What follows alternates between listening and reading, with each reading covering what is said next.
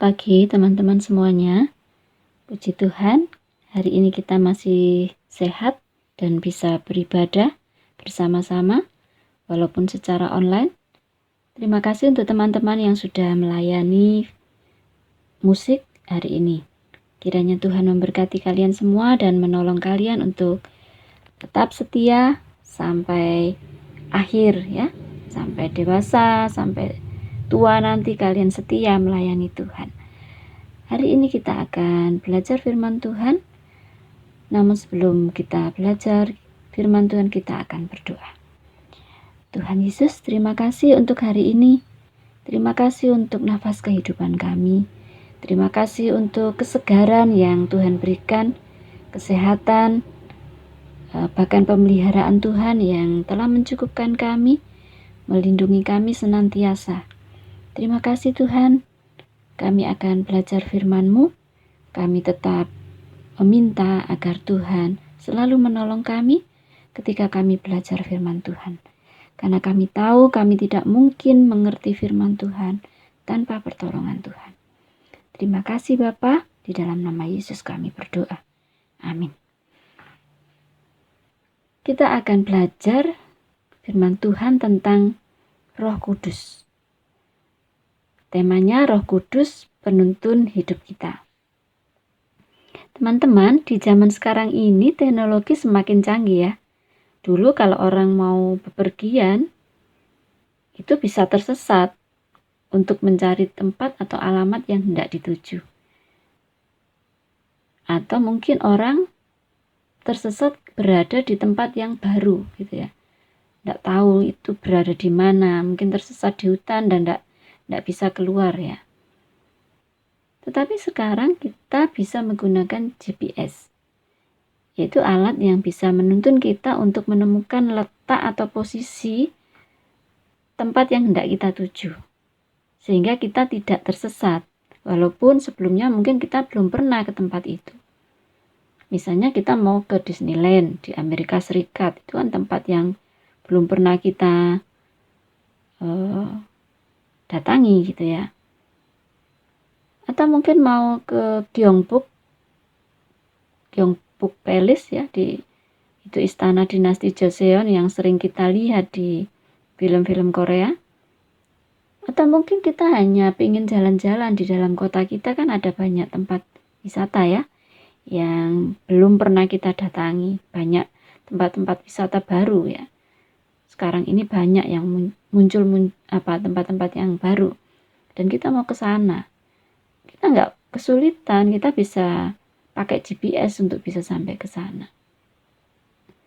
Namun teman-teman, secanggih-canggihnya alat yang kita miliki, tidak ada alat yang dapat menuntun kita kepada kebenaran sejati selain dari Roh Kudus.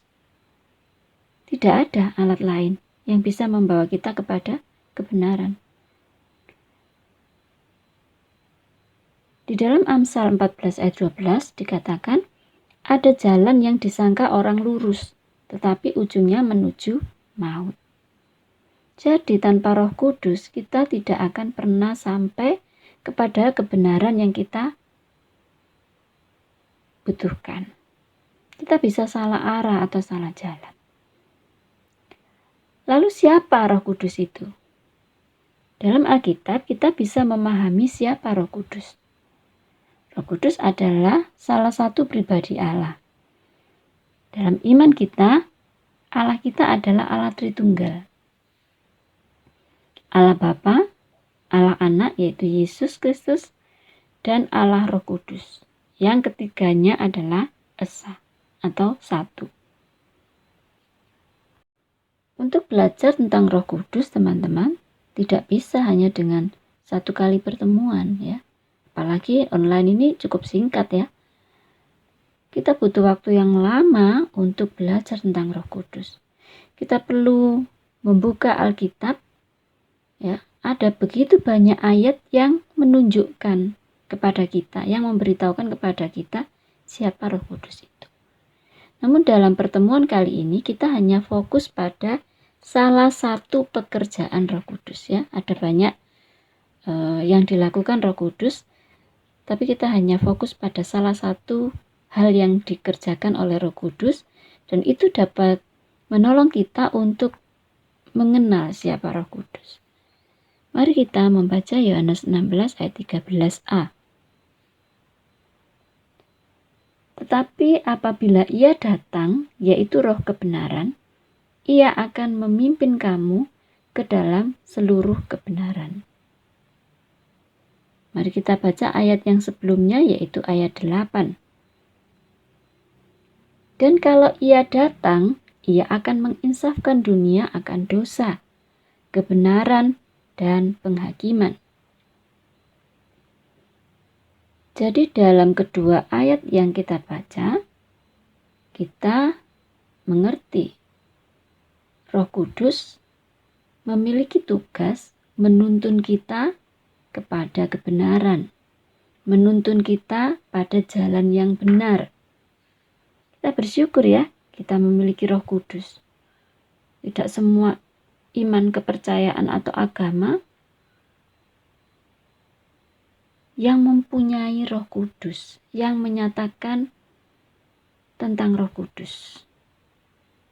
Kita adalah miliknya. Itu artinya Dia juga milik kita. Kita memiliki Roh Kudus. Roh Kudus memiliki kita, gitu ya. Jika kalian merasa bingung, tidak tahu harus melakukan apa, ya. Kalian bingung siapa Tuhan itu. Kalian tidak tahu apakah Alkitab itu benar-benar firman Allah. Ya, karena di usia yang seperti kalian, kemampuan nalar kalian tuh semakin kompleks ya, semakin sempurna. Tidak seperti ketika kalian masih kecil. Iman percaya tentang Tuhan itu murni gitu ya. Walaupun tidak sungguh-sungguh mengerti, tapi kalian begitu mempercayai. Tetapi beda dengan ketika kalian semakin dewasa. Kalian akan menjadi semakin kritis, ya, semakin kritis, semakin menggunakan nalar gitu ya. Apakah benar ya Yesus itu Tuhan? Apakah benar ya Alkitab itu firman Allah? Dan berbagai pertanyaan yang lain gitu ya tentang Tuhan. Kalian sudah akan muncul dalam benak kalian tentang pertanyaan-pertanyaan tentang Tuhan itu muncul. Dan mungkin kalian sampai hari ini belum memperoleh jawaban, itu masih menjadi pertanyaan. Ya, pernyataan yang ada di dunia ini ya, informasi-informasi yang ada di dunia ini, ilmu pengetahuan yang ada di dunia ini bisa menggoyahkan iman kalian jika kalian tidak sungguh-sungguh mengerti tentang kebenaran. Semua yang ada di dunia ini bisa menyeret kalian jauh dari Tuhan, bisa mendorong kalian terjerumus ya, jauh dari kebenaran. Jadi bagaimana kita bisa mengerti tentang kebenaran yang sejati? Yaitu dengan meminta Roh Kudus. Minta Roh Kudus untuk menyatakan diri kepada kalian. Kalian hanya perlu membuka hati dan merendahkan diri di hadapannya. Ya, mengakui bahwa kita ini butuh Tuhan, bahwa kita ini butuh Roh Kudus, bahwa kita ini tidak mungkin bisa berbuat apa-apa tanpa Dia, bahwa kita tidak bisa mengerti apapun di dunia tentang Tuhan gitu ya, tanpa Roh Kudus yang menolong. Jadi kita harus mengakui itu di dalam batin kita. Kita jujur ya, kita tidak boleh tinggi hati bahwa kalian sudah mengerti gitu ya tentang Tuhan. Selama kalian merasa mengerti, kalian menyombongkan diri, kalian tidak akan pernah mengenal kebenaran sejati. Ya, jadi butuh hati yang terbuka dan kerendahan hati untuk mempersilahkan Roh Kudus itu datang kepada kalian. Di dalam Yohanes 10 ayat 27 dikatakan, domba-dombaku mendengar suaraku dan aku mengenal mereka dan mereka mengikut aku. Artinya, kita dapat mengenal Roh Kudus, mengenal tentang Tuhan, itu jika kita memiliki hubungan ini seperti domba-domba dan gembalanya ini, ya. Yesus adalah gembalanya dan domba-dombanya mengenal dia. Jadi domba-domba ini akan tahu siapa gembalanya yang baik itu, apakah dia memang gembalanya atau bukan, atau orang lain yang pura-pura jadi gembala padahal mau mencuri gitu ya. Kita pun seperti itu, ketika kita membuka diri kita, maka kita akan mengenal siapa Tuhan, ya. Roh Kudus yang akan menolong kita untuk mengerti siapa Tuhan. Kita akan mendengar, kita akan bisa membedakan apakah ini suara Tuhan atau itu cuma angan-angan saya saja, atau bahkan mungkin ini jangan-jangan suara iblis ya, yang ingin menggoyahkan iman saya. Apakah pernyataan-pernyataan yang saya dengar ini itu benar-benar suara Tuhan atau iblis yang mencoba mengacaukan saya? Kalian ingat ya, kisah Yesus yang dicobai di padang gurun ketika dia berpuasa 40 hari 40 malam, bagaimana iblis juga mengutip ayat-ayat Alkitab gitu ya, ayat-ayat firman Tuhan, tapi ada yang diplesetkan gitu ya, ada yang dibolak-balik gitu ya. Dia menggunakan mencomot ayat tetapi dibolak-balik, membingungkan gitu. Jadi kalau kita tidak sungguh-sungguh membuka diri kita kepada Tuhan, maka kita jadi bingung, ini pernyataan ini benar-benar dari Roh Kudus apa dari iblis, ya. Jadi teman-teman, ketika kalian ingin tahu kebenaran sejati, maka bukalah hati kalian, rendahkan diri kalian di hadapan Tuhan. Katakan bahwa kalian membutuhkan Dia. Katakan bahwa kalian ingin mengenal Dia dengan sungguh-sungguh, ingin mengenal Dia lebih dalam lagi. Katakan bahwa kalian ingin setia kepadanya, maka Dia akan datang kepadamu. Roh Kudus akan datang kepadamu. Roh Kudus akan membuka hatimu dan memberikan hikmat sehingga kamu mengerti. Mintalah kepadanya dan Ia akan menuntun kamu. Ia pasti menuntun kamu. Dia tidak akan berbohong dengan janjinya. Kalian masih ingatkan janjinya bahwa Dia akan selalu menolong kamu? Itu tidak akan diingkarinya. Dia akan benar-benar menolong kamu jika kalian benar-benar minta kepada Dia untuk menolongmu. Jadi dengan ketulusan hatimu, maka Ia akan menghampirimu gitu ya. Ia akan menolong kamu. Jadi teman-teman, mulai sekarang jika kita memang benar-benar ingin tahu kebenaran yang sejati, maka selalu minta kepada Roh Kudus ya.